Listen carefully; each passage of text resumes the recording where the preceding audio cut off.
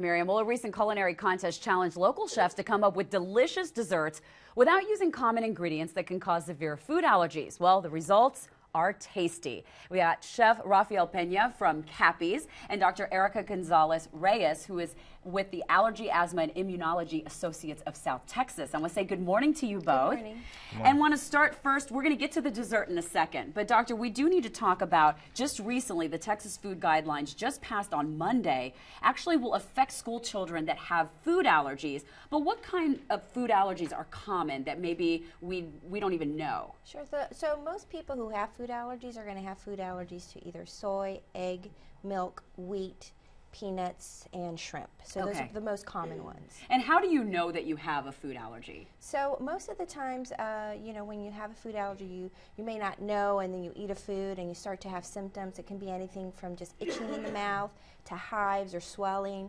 More severe reactions can present with respiratory symptoms, shortness of breath, and then of course you can go into a very severe allergic reaction where you actually have a form of shock, which can be fatal. So it's a broad spectrum. Well, we were talking about the guidelines that are going to affect school children. How will this affect school children come next year? So what we hope is that it's going to make the school environments a lot more safer for our kids who do have food allergies.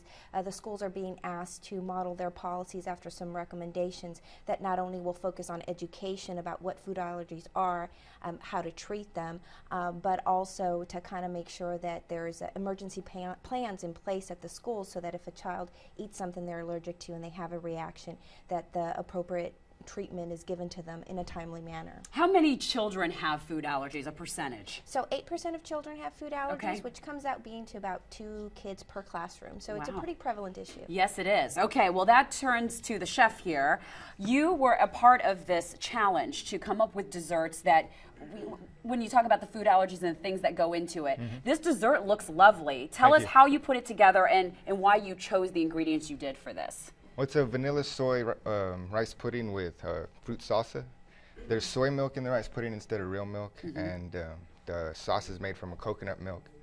The fruits, papaya, mango, strawberries, and honeydew. Okay, so all of those are pretty safe across the board for people that are looking at it. It looks delicious. I know Ernie and I will get a chance to try it afterwards. Now, you actually won. This was the winning dessert, This was the winning dessert. I did not win. I got together with a few of my chef friends, and we came up with a few recipes and chose who was going to present which ones. And actually, my colleague, Chef Phil Von Berg, he won with this one. Very nice. All right, so this is just one of those desserts. And Doctor, we were talking about it. When you do have a food allergy, what can you do? I know that you brought these in to show us. What exactly are these? So actually, the primary treatment for food allergy is always going to be avoidance. But of course, you always have those incidents where there are accidental ingestions. And so if that's the case, then you want to have auto-injectable epinephrine available. So all patients who are diagnosed with food allergies get one prescribed by their doctors.